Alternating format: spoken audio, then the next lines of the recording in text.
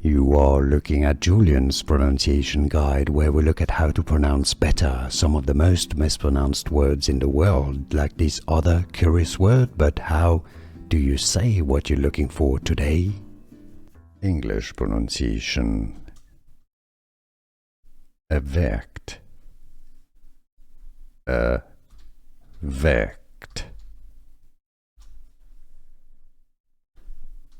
English pronunciation. Evict. Evict. Here are more videos on how to pronounce more confusing words and names too many mispronounced. Like this video if you found it useful. I appreciate your support. I'll see you soon and thanks for watching.